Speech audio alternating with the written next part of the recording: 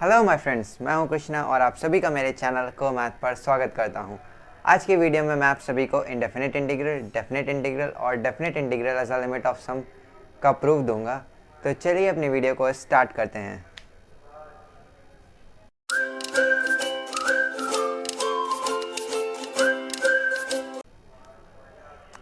तो सबसे पहला क्वेश्चन कि आखिर इंडेफिनिट इंटीग्रल क्या होता है।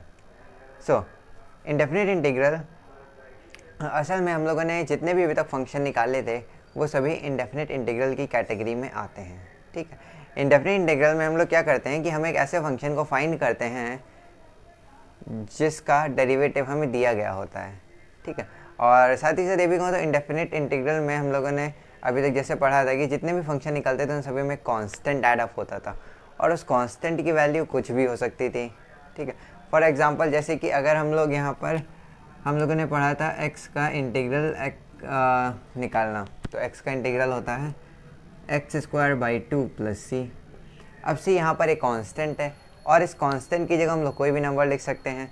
यानी कि किसी भी फंक्शन का जब इंडेफिनिट इंटीग्रल निकालते हैं तो हमें एक सेट ऑफ वैल्यूज़ मिलते हैं। सेट ऑफ वैल्यूज से मेरा मतलब है कि यहाँ पे हर एक वैल्यू कांस्टेंट से डिफर करेगी। जैसे कि वो हो सकती है x² + 2 + 1, x² / 2 - 1 और x² / 2 + √2 या कुछ भी, एनीथिंग एल्स। ठीक है, तो वो वैल्यू कुछ भी हो सकती है। ठीक है, अच्छा, ये इंडेफिनिट इंटीग्रल के अंतर्गत होता है। यानी कि इंडेफिनिट इंटीग्रल के अंदर हमें सेट ऑफ वैल्यूज़ मिल सकती हैं, यानी कि सेट ऑफ फंक्शंस मिल सकते हैं। मतलब बहुत सारे फंक्शन मिल सकते हैं जो कि कांस्टेंट से डिफर करते हैं। ठीक है, और यहीं पे कहूँ तो इंडेफिनिट इंटीग्रल का नोटेशन कुछ इस तरीके से होता है कि इंडेफिनिट इंटीग्रल को हम लोग कुछ इस तरीके से रिप्रेजेंट करते हैं कि integral of fx with respect to dx। ठीक है, और जहाँ पर fx क्या होता है, fx एक इंटीग्रेंड होता है, इंटीग्रल साइन है, और dx की हमें किसके रिस्पेक्ट में इंटीग्रल फाइंड आउट करना है। ठीक है, और इसके एग्जांपल्स में अगर कहूँ तो अभी तक हम लोगों ने जितने भी एग्जांपल्स पढ़े हैं, यानी कि जितने भी अभी तक हम लोगों ने क्वेश्चंस पढ़े हैं, वो सभी इंडेफिनिट इंटीग्रल की कैटेगरी में आते हैं। जैसे कि हम लोगों ने अभी तक पढ़ा है √x² - a² with respect to x, a² - x² with respect to x, integration by substitution, integration by parts, और कुछ स्टैंडर्ड फंक्शन के इंटीग्रेशन और इंटीग्रेशन बाय ट्रिग्नोमेट्रिक सब्स्टिट्यूशन। ये जितने भी हम लोगों ने अभी तक पढ़े हैं ये सब इंडेफिनिट इंटीग्रल की कैटेगरी में आते हैं। यानी कि अभी तक हम लोगों ने जितना भी पढ़ा वो सब इंडेफिनिट इंटीग्रल कहलाएगा। ठीक है, डेफिनिट इंटीग्रल अब हम लोग पढ़ेंगे। तो सबसे पहले समझते हैं कि डेफिनिट इंटीग्रल होता क्या है। तो बेसिकली डेफिनिट इंटीग्रल में हम लोग एक रीजन के एरिया को फाइंड कर रहे होते हैं, जो कि इस फंक्शन के द्वारा और कुछ लिमिट्स के द्वारा बनाया गया एक रीज़न होता है जिसके एरिया को हम लोग फाइंड कर रहे होते हैं। अब वो मैं अभी आपको बताऊंगा कि कैसे रीज़न। ठीक है, और इसमें हमें एक परफेक्ट यूनिक रियल नंबर मिलता है। यानी कि हमें एक यूनिक रियल नंबर मिलता है। इसमें हमें कोई भी फंक्शन नहीं मिलता है, सिर्फ एक रियल नंबर, यानी कि कोई भी परफेक्ट वैल्यू मिलेगी। परफेक्ट से मेरा मतलब है कि कोई रियल नंबर मिलेगा, ना कि कोई कॉम्प्लेक्स नंबर। ठीक है, इसमें हमें एक रियल नंबर ऑब्टेंड होगा।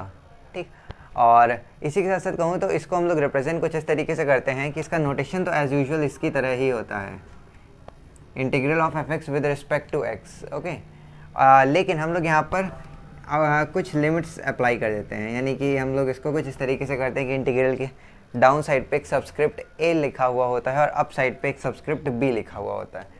अब आखिर इन सब्सक्रिप्ट को कहते क्या हैं, तो सब्सक्रिप्ट a जो कि डाउन साइड पे होता है इंटीग्रल साइन के, उसे lower limit of the integral कहा जाता है, और जो सब्सक्रिप्ट b है इसे अपर लिमिट ऑफ द इंटीग्रल कहा जाता है। अब असल में a, b ये कोई दो अलग वैल्यूज़ नहीं है, ये एक इंटरवल है।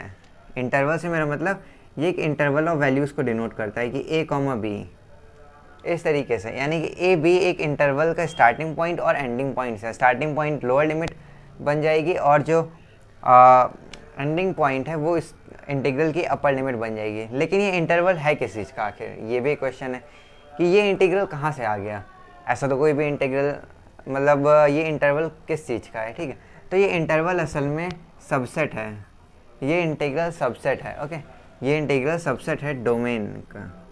किसकी डोमेन का, इस फंक्शन की डोमेन का, डोमेन ऑफ फंक्शन f। ये इंटीग्रल इस डोमेन यानी इस फंक्शन की डोमेन का एक सबसेट है। अब यूजुअली हम लोग को क्वेश्चन में या तो कोई सबसेट दिया जा सकता है या हम लोग कभी क्वेश्चन पूछने के लिए इसके डोमेन से कोई भी सबसेट लेकर इसमें अप्लाई कर सकते हैं, जिसके स्टार्टिंग पॉइंट को हम लोग इसकी लोअर लिमिट और एंडिंग पॉइंट को इसकी अपर लिमिट बना देंगे। ठीक है, इतना था। और इसके जो हम लोग मेथड्स यानी कि इसको सॉल्व कैसे करते हैं आखिर इसकी, जैसे इसका तो हम लोग इंटीग्रल निकालना समझ गए थे, इंडेफिनिट इंटीग्रल का हम लोग कैसे सॉल्व करते हैं। ठीक है, यहाँ से हम लोग इसको कैसे सॉल्व करेंगे, तो इसमें भी हम लोग यूजुअली वही करेंगे। इसमें भी पहले हम लोगों को करना क्या होगा कि पहले हम लोगों को एफ एक्स डी एक्स, यानी कि अगर इसका इंटीग्रल हम लोग मान लेते हैं एफ एक्स प्लस सी होता है, तो इसमें भी हमें पहले इसका इंटीग्रल निकालना होगा और फिर इसके ऊपर हमें लिमिट्स अप्लाई करनी होंगी। ये तो था फंडामेंटल थ्योरम के अकॉर्डिंग। ठीक है, अच्छा, definite integral as a limit of sum में हम लोग कुछ अलग करते हैं, यानी कि हम लोग ने जैसा बताया एरिया इसमें फाइंड करेंगे, तो हम लोग definite integral as a limit of sum में हम लोग एरिया निकालेंगे, लेकिन फंडामेंटल थ्योरम में हम इसकी वैल्यू निकालेंगे, परफेक्ट वैल्यू। तो सबसे पहले चलिए अब देखते हैं कि definite integral as a limit of sum क्या होता है, मतलब इसका प्रूफ देखते हैं। ठीक है, तो चलिए, तो इसके लिए हम लोग क्या करेंगे कि सबसे पहले एरिया, मतलब जो हम लोग रीज़न की बात कर रहे थे उसे ड्रॉ करते हैं कि आखिर ये रीज़न कौन सा फॉर्म करेगा, यानी कि ये जो फंक्शन है integral of F X with respect to X where A and B are the lower and upper limit of the function of the integral respectively. ठीक है, तो ये जो फंक्शन दिया गया आखिर ये किस रीज़न को डिनोट करेगा, यानी कि इसका अगर हम लोग रीज़न बनाए तो कैसे बनेगा। तो इसके लिए हम लोग क्या करेंगे कि हम लोग पहले एक कोऑर्डिनेट प्लेन ड्रॉ करेंगे। ठीक है, X Y axis plane, X Y plane. अब यहाँ पर हम लोग क्या करेंगे कि फंक्शन एफ एक्स को ड्रॉ करेंगे। यहाँ पे एक बात है कि एफ एक्स में एक्स जो वैल्यूज़ रखी जाएंगी वो भी पॉजिटिव होंगी, सारी पॉजिटिव वैल्यूज़ रखी जाएंगी, और एफ एक्स जो फंक्शन होगा यानी कि एफ फंक्शन जो वैल्यू देगा वो भी सारी पॉजिटिव रियल नंबर्स ही होंगी। तो ये ग्राफ सिर्फ पॉजिटिव एक्स वाई प्लेन में ही फॉर्म होगा। ठीक है, ये इसका एजम्पशन है, सबसे पहला एजम्पशन। ठीक है, तो इसके लिए हम लोग क्या करेंगे कि सबसे पहले हम लोग एक फंक्शन ड्रॉ करते हैं y is equal to F X. अब जैसा कि मैंने कहा था कि a कॉमा b एक इंटरवल होगा इस डोमेन एफ एक्स की, तो एफ एक्स तो फंक्शन बहुत बड़ा हो सकता है, जैसे कि कुछ यहाँ से और यहाँ तक, पता नहीं कहाँ तक जाएगा। ठीक है, ये कुछ भी हो सकता है, लेकिन हम लोगों को इसमें कोई इंटरवल, तो जैसे यहाँ से हम लोगों ने 0 से स्टार्टिंग हुई, एक इंटरवल a और यहाँ पे कोई b वैल्यू, तो इसके बीच के इंटरवल का, यानी कि ये फंक्शन एफ एक्स है और ये इंटरवल्स, तो इस फंक्शन का इन इंटरवल्स के बीच में जो रीज़न फॉर्म होगा कुछ इस तरीके से, यानी कि ये जो रीज़न फॉर्म हो रहा है,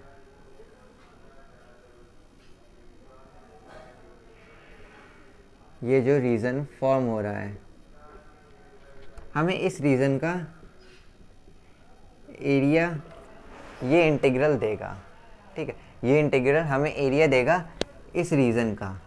ठीक है, लेकिन ये कैसे देगा, यानी कि जैसे यूजुअली अगर हमें कोई रेक्टेंगल दिया गया होता है तो हम लोग उसका एरिया फाइंड आउट कर सकते हैं, कि जैसे अगर हमें एक रेक्टेंगल दिया गया है या एक सर्कल दिया गया है या एक स्क्वायर दिया गया है, या एक स्क्वायर दिया गया है या रोम्बस दिया गया है या पैरेललोग्राम दिया गया है, ये परफेक्ट फिगर्स हैं, इनका हम लोग एरिया आराम से, मतलब इनका एरिया आसानी से फाइंड किया जा सकता है। इसमें हम लोग अपनी टेक्निक्स का इस्तेमाल करके इन एरिया को फाइंड करते हैं, लेकिन इस केस में हमें कुछ अलग टेक्निक्स लगानी होगी, क्योंकि यहाँ पर हम लोग पैराबोला के द्वारा कवर्ड किया गया एरिया, हाइपरबोला, एलिप्स, इन सब के द्वारा एरिया कवर्ड जो किया जाएगा वो फाइंड आउट कर सकते हैं इंटीग्रल, इस इंटीग्रल की हेल्प से। तो एफ एक्स यहाँ पे एक पैराबोला इक्वेशन भी हो सकती है, पैराबोलिक इक्वेशन, और एक एलिप्स की इक्वेशन भी हो सकती है, हाइपरबोला की भी, और ऐसी बहुत सी कोई भी।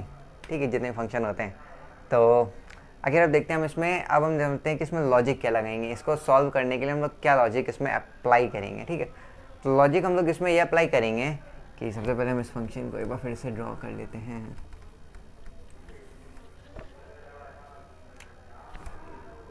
तो हम लोग इस फंक्शन का एरिया किस लॉजिक से निकालेंगे, तो यहाँ पर हम लोगों ने एक बार फिर से इस फंक्शन को ड्रॉ आउट कर दिया। ठीक, और यहाँ पर ये लोअर लिमिट और ये अपर लिमिट। ठीक है, ये लोअर लिमिट और ये अपर लिमिट। ठीक है, और अब हम लोग क्या करेंगे कि सबसे पहले इसमें लॉजिक लगाएंगे कि हम इसको n स्ट्रिप्स में डिवाइड करेंगे, यानी कि हम इसमें सबसे पहले तो जैसे अगर हम लोग इसको प्रैक्टिकली करना चाहें, आप घर पे तो ऐसा कर सकते हैं कि आप पेपर पे इसको ड्रॉ करें और n स्ट्रिप्स इक्वल विथ की ड्रॉ कर लें, कट डाउन कर लें। ठीक है, जैसे अभी हम यहाँ पे अगर n स्ट्रिप्स ड्रॉ करें तो कुछ इस तरीके से कि 1 2 3 डॉट डॉट डॉट डॉट तो ये टोटल n स्ट्रिप्स हैं, ठीक है, ये टोटल n स्ट्रिप्स हैं। यहाँ पर हम लोगों ने n स्ट्रिप्स कट डाउन कर ली। अब n स्ट्रिप्स हमने कट डाउन कर ली और n स्ट्रिप्स में जो हर एक स्ट्रिप की लेंथ होगी, यानी कि हम लोग इस लेंथ की बात नहीं कर रहे, हम लोग इस लेंथ की बात कर रहे हैं, जो ब्रेथ होगी, विड्थ होगी स्ट्रिप की, वो हर एक स्ट्रिप के लिए कांस्टेंट है। यानी कि अगर हम लोग मान लें कि ईच, यहाँ पे हम लोग ने असम्पशन किया है यहाँ पे कि each strip has same with h, हर एक स्ट्रिप की सेम विथ h है और यहाँ पर स्ट्रिप्स हम लोगों ने n कट डाउन की हैं, ठीक है। तो असल में ये जो पूरा इंटरवल होगा ये कहलाएगा b माइनस ए, यानी कि ये जो इंटरवल की रेंज होगी, तो ये रेंज होगी b माइनस ए। और ये रेंज किसके इक्वल होगी? ये रेंज हमें तब ऑब्टेन हो जाएगी जब हम n स्ट्रिप्स को h लेंथ, h विथ की आपस में फिर से अगर एडअप कर दे तो हमें यही एरिया मिल जाएगा। यानी कि इसका जो बेस होगा b माइनस ए, यानी कि इसकी जो रेंज होगी, रेंज ऑफ वैल्यूज उसमें पुट की जाएंगी b माइनस ए, वो किसके इक्वल हो जाएगा? एन एच के इक्वल। और यहाँ से हमें एक और रिलेशन ये मिल जाएगा कि n is equal to B minus या h is equal to B minus A upon N, ठीक। तो पहले हम लोगों ने ये लॉजिक लगाया यहाँ पे, पहले हम लोगों ने ये काम किया कि हम लोगों ने इसको n पार्ट्स में, n स्ट्रिप्स इसमें से कट कर लिए और हर एक की जो विड्थ थी वो h थी, ठीक है। अब हम लोग क्या करेंगे कि इसमें से हम लोग को एक स्ट्रिप को बाहर लेंगे और उसके एरिया को कंपेयर करेंगे एक रेक्टेंगल से। कैसे देखते हैं कि हम लोगों ने मान लिया यहाँ पे कोई एक स्ट्रिप थी जो जिसका स्टार्टिंग पॉइंट है xr-1 और एंडिंग पॉइंट है xr, ठीक है, कोई एक स्ट्रिप ले ली। तो जैसे हम लोगों ने उस स्ट्रिप को यहाँ पे रीड्रॉन कर लिया कि एक स्ट्रिप थी और ये फंक्शन कुछ ऊपर जा रहा है, यानी कि इंक्रीजिंग फंक्शन है, तो इसीलिए हम लोगों ने यहाँ पर ये इंक्रीजिंग में ऑर्डर में लगाया है, ठीक है।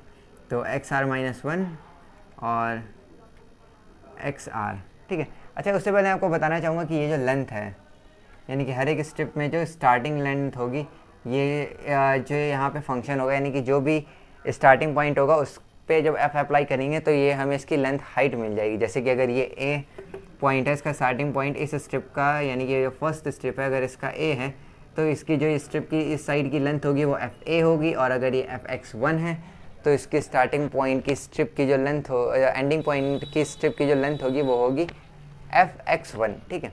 तो हम लोग इसका ऐसा एज्यूम कर लेते हैं कि ये n स्ट्रिप्स हैं जो कि x0 से जहाँ पर x0 a है, x1 a प्लस h हो जाएगा, फिर क्योंकि ये a है तो h ऐड कर देंगे तो a प्लस h, x2 हो जाएगा a प्लस 2h। जैसे कि यहाँ पे देखिए कि ये अगर x1 है, x2 है तो ये 2h है, और यहाँ पे a है तो ये a प्लस 2h, तो x2 ये हो जाएगा a प्लस 2h, ये हो जाएगा x3, इसी तरीके से x3 a plus 3h dot dot dot. अब जैसे कि हम लोग देख रहे हैं कि 2 के साथ 2h है, 3 के साथ 3h है, 0 के साथ 0h है, 1 के साथ 1h है, तो अगर n स्टेप्स हैं, यानी कि ये जो एंडिंग पॉइंट है जिसे हम लोग xn कहेंगे, तो ये हो जाएगा a प्लस n माइनस नहीं n h, और ये इक्वल हो जाएगा b के, ठीक है, ये इक्वल हो जाएगा b के, ठीक है।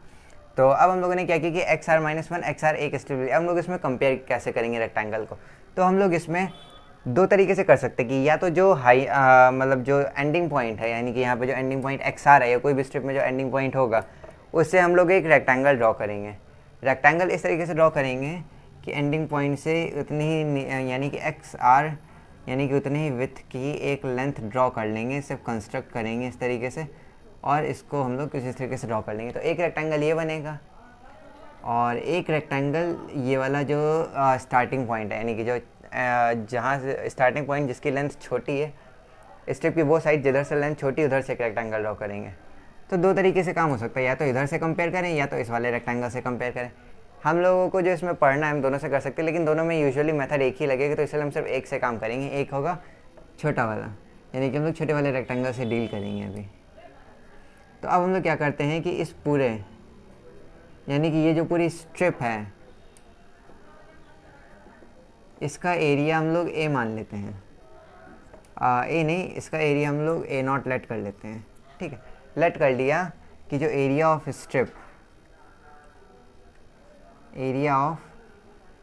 स्ट्रिप इस स्ट्रिप का जो एरिया है वो ए नॉट है, ठीक, ऐसा लेट कर लिया। और ये जो रेक्टेंगल है इसका एरिया हम लोगों ने ए लेट कर दिया, एरिया ऑफ रेक्टेंगल। और ये रेक्टेंगल इनसाइड स्ट्रिप को, तो इसलिए हम लिख सकते हैं area of rectangle inside strip, यानी स्ट्रिप के अंदर जो एरिया है, ठीक है, इतना, ठीक है। और अब हम लोग क्या करेंगे कि यहाँ पर ए नॉट को हम लोग लिख सकते हैं कि जो ए नॉट होगा कंपेयर करने पे कि ए नॉट जो एरिया होगा ये बड़ा होगा रेक्टेंगल के एरिया से, जैसा कि हम सभी देख सकते हैं कि ए नॉट यहाँ पे इतना ज़्यादा, यानी कि इतने से, ये जो रेक्टेंगल का एरिया है अगर उसमें इतना एरिया, सॉरी रेक्टेंगल नहीं है, अगर उसमें इतना एरिया ऐडअप कर दें तो वो स्ट्रिप के एरिया के इक्वल हो जाएगा, ठीक है। हाँ, तो इससे हमें पता चला कि ए नॉट ए से बड़ा है। और इस एरिया ए को हम लोग क्या लिख सकते हैं, इस एरिया ए को लिख सकते हैं कि ये जो लेंथ होगी ये हो जाएगी F x are minus one, इस रेक्टेंगल की जो लेंथ होगी वो होगी F x are minus one, और इस रेक्टेंगल की जो विड्थ है यानी कि ब्रेथ है वो है एच, तो यानी कि ये एरिया हो गया कितना, F x are minus one into H, ठीक है। तो यानी कि हम लोग लिख सकते हैं कि a naught f x are minus one into H से बड़ा है, ठीक है, a naught f x are minus one into H से बड़ा है, ठीक है। अब मैं कुछ समय के लिए ये जगह इरेज कर रहा हूँ, ठीक, तो ये F x are minus one into H से बड़ा है। अब हम लोग क्या करेंगे कि जैसे कि अगर हम स्ट्रिप्स में, यानी कि अब हम लोगों ने जो एजम्पशन यहाँ पे हमारी एक वैल्यू फाइंड हुई थी कि H is equal to B minus A upon N, ठीक है। तो देखिए अगर ये एन स्ट्रिप्स हैं तो इनकी विड्थ एच है, अगर हम लोग स्ट्रिप्स को और ज़्यादा करते जाएं, मतलब बहुत ज़्यादा स्ट्रिप्स कर दें, तो क्या होगा कि इनके बीच की जो गैप है वो बहुत कम होता रहेगा। तो जैसे ये एक स्ट्रिप है, अभी अगर हम इसकी एच को, यानी कि अगर हम लोग एक्स आर माइनस वन जो कि एच है, अगर हम इसको ज़ीरो की तरफ करें, यानी कि इसकी स्ट्रिप लेंथ को ज़ीरो कर दें, तो इसमें बहुत सारी स्ट्रिप्स निकल आएंगी और फिर ये कुछ इस तरीके से छोटी होती जाएगी कि एक समय पे स्ट्रिप इतनी है, फिर कुछ समय बाद ये स्ट्रिप इतनी हो जाएगी, फिर कुछ समय बाद ये स्ट्रिप इतनी हो जाएगी, ज़ीरो ज़ीरो करते करते फिर एक समय पे यहाँ पे आ जाएगी, और एक समय पे ये एक्स आर के नज़दीक पहुँच जाएगी, मतलब एक्स आर नहीं हो जाएगी लेकिन एक्स आर के नज़दीक पहुँच जाएगी। तो नज़दीक पहुँच जाएगी तो फिर ये स्ट्रिप कुछ इस तरीके से होगा कि इतना माइन्यूट या इससे भी कुछ कम डिफरेंस आएगा, ठीक है, इतना। अब इस दौरान अगर हम लोग कहें कि इस एरिया ऑफ रेक्टेंगल, यानी कि जो एरिया ऑफ रेक्टेंगल, एक मिनट में फिर से बना देता हूँ अच्छे से, यानी कि ये स्ट्रिप कुछ इतनी छोटी हो जाएगी, ठीक है। और इस समय हम लोग कहें कि ये जो एरिया ऑफ रेक्टेंगल इसमें छोटा सा होगा और ये जो एरिया ऑफ स्ट्रिप है, अगर इसको देखा जाए तो ये दोनों अप्रॉक्सीमेटली इक्वल हैं। और अगर हम इसको, मतलब चूँकि ज़ीरो की तरफ करें तो मैंने इसमें थोड़ा सा तब भी ऐसा डायग्राम बना दिया कि दिख रहा है आपको, लेकिन ज़ीरो की तरफ कहने का मतलब 0.1 या 0.01 इतनी छोटी छोटी डिस्टेंस कर दी जाए, तब यहाँ पे क्या होगा कि ये एरिया जो होगा अप्रॉक्सीमेटली इक्वल हो जाएंगे। यानी कि अगर कहा जाए तो ये जो एरिया ए नॉट है, ये जैसे ही हम लोग लिमिट एच को ज़ीरो की तरफ करेंगे तो F x are minus one into H के इक्वल हो जाएगा। यानी कि अगर हम लोग एच की लिमिट को ज़ीरो कर देंगे तो ये जो एरिया है ये भी छोटा होता जाएगा और ये एरिया इसके इक्वल हो जाएगा, ठीक है। तो ये दूसरा लॉजिक था कि हम लोग क्या करेंगे कि इस स्ट्रिप को लेंथ को छोटा करेंगे और किसी एक स्ट्रिप के एरिया को फाइंड आउट कर देंगे, कि जब स्ट्रिप को छोटा करते जाएंगे तो उसका एरिया हम लोगों को रेक्टेंगल के फॉर्म में ही मिल जाएगा। अब तीसरा ये है, कंक्लूजन करेंगे, मतलब तीसरे लॉजिक के लगाएंगे, तीसरे स्टेप जो हम लोग करेंगे वो करेंगे कि अब हम इन सब में एन स्ट्रिप्स का एरिया फाइंड आउट कर लेंगे। अब वो करते हैं कि एन स्ट्रिप्स का एरिया, या सिंपली अगर हम लोग चाहें तो इसमें ये भी यहाँ पर लिख सकते हैं कि ये हो जाएगा लिमिट एच ज़ीरो कर रहे हैं या फिर एन इन्फिनिटी, क्योंकि एच जब ज़ीरो करते जाएंगे तो ये infinite number of steps form हो जाएंगे। और इसका मतलब अब हम लोग एच की, तो यहाँ पे एच है ही नहीं वेरिएबल, तो अब हम लोग एच को एन में कन्वर्ट कर देंगे, जैसे हम लोगों के पास रिलेशन है तो कुछ इस तरीके से हो जाएगा, ठीक है, इस तरीके से कुछ हो जाएगा रिलेशन। अब हम लोग को क्या करेंगे कि अब हम लोग इस पूरे के रिस्पेक्ट में, यानी कि इससे एक छोटा ट्राइंगल, इससे एक छोटा, और यहाँ पे एक छोटा ट्राइंगल, फिर इसमें एक छोटा ट्राइंगल फॉर्म, इसमें एक छोटा ट्राइंगल, फॉर्म हो जाएगा, एक छोटा ट्राइंगल यहाँ पे हो जाएगा, एक छोटा ट्राइंगल यहाँ पे हो जाएगा, ट्राइंगल नहीं सॉरी रेक्टेंगल, इतने छोटे सारे रेक्टेंगल बन जाएंगे। तो अब हम लोग इस सभी रेक्टेंगल का एरिया एस नॉट से एस से रिप्रेजेंट करते हैं, ठीक है। इन सभी एरिया को हम लोग एस से रिप्रेजेंट करते हैं और इसको हम लोग क्या लिख सकते हैं कि पहले रेक्टेंगल का एरिया यानी area of all rectangles in an strips, और एक किस रेक्टेंगल का एरिया है, इनसाइड यानी कि अंदर वाले रेक्टेंगल का, ठीक है। और ये अंदर वाला रेक्टेंगल हो कहाँ से रहा था, स्टार्टिंग पॉइंट से, स्ट्रिप के स्टार्टिंग एंड से, यानी कि ए से x1 से x2 x3 x dot dot dot xn नहीं करेगा, xn-1 तक होगा, क्योंकि xn के आगे कोई स्ट्रिप ही नहीं बनेगी, क्योंकि हमें उसके आगे एरिया फाइंड आउट नहीं करना है। तो हम लोगों को कहाँ तक सिर्फ आवश्यकता होगी, a से xn-1 तक, ठीक है। तो इन सभी रेक्टेंगल को हम लिख सकते हैं एरिया को कि एफ एक्स से ज़ीरो, एफ एक्स ज़ीरो है, हम लोगों ने इसे ज़ीरो माना था, एक्स ज़ीरो, तो एफ एक्स ज़ीरो और इंटू एच, ये एच, तो ये रेक्टेंगल का एरिया हो गया, ठीक। और इस तरीके से यहाँ पर एफ एक्स वन हो जाएगा और इंटू एच, फिर F x two into H plus dot dot dot F x n-1 into H, ये सारे रेक्टेंगल्स का एरिया हो जाएगा, ठीक है। और ये जो एक्चुअल एरिया इस पूरे फिगर का होगा रीजन का, इसे हम लोग ए मान लेते हैं एरिया, और इसे बोलेंगे क्या कि एरिया ऑफ रीजन बिटवीन, किसके बीच में होगा, एरिया ऑफ रीजन बिटवीन, जो कि किसके बीच में होगा, y is equal to F X, ordinate at x is equal to इस, यानी कि ये जो लेंथ है यानी कि जो हाइट होगी इसे हम लोग ऑर्डिनेट बोलते हैं, ठीक है। तो ordinate at x is equal to A comma X is equal to B and x axis के बीच का जो एरिया होगा, ठीक है, एरिया होगा। और ये हम लोग समझ चुके हैं, तो हम इसे यहाँ पे इरेज कर देते हैं, इसके बीच का ये एरिया होगा, ठीक है। तो ये इसके बीच का एरिया होगा किसके, y equal to F x function, x is equal to a पे जो ordinate, x is equal to b पे जो ऑर्डिनेट, और x एक्सेस के बीच का ये एरिया हुआ। तो यहाँ पे ये हम लोग के पास निकला। अब जैसा हम लोगों ने यहाँ पे लॉजिक लगाया था कि हम लोग जैसे जैसे इसकी स्ट्रिप की लेंथ को छोटा करते जाएंगे, स्ट्रिप लेंथ को छोटा करेंगे, यानी कि कहने का मतलब है जैसे जैसे हम इसमें infinite number of strips form करते जाएंगे, इनफाइनाइट नंबर ऑफ मतलब बहुत सारी। तो ये जो यानी कि जैसे हम लोग इसको इधर मूव करेंगे तो एक समय पे ये कुछ इधर आ जाएगा, ठीक है। ये कुछ इस तरीके से छोटे छोटे बनने लगे, यानी कि जो हम लोगों ने यहाँ पे जो स्ट्रिप्स बनाई हैं ये यहाँ पर बहुत ज़्यादा बनाएंगे। तो इससे क्या होगा कि एक समय पे जैसे देखिए ये स्ट्रिप इस फंक्शन के इक्वल अप्रॉक्सीमेटली हो जाएगा।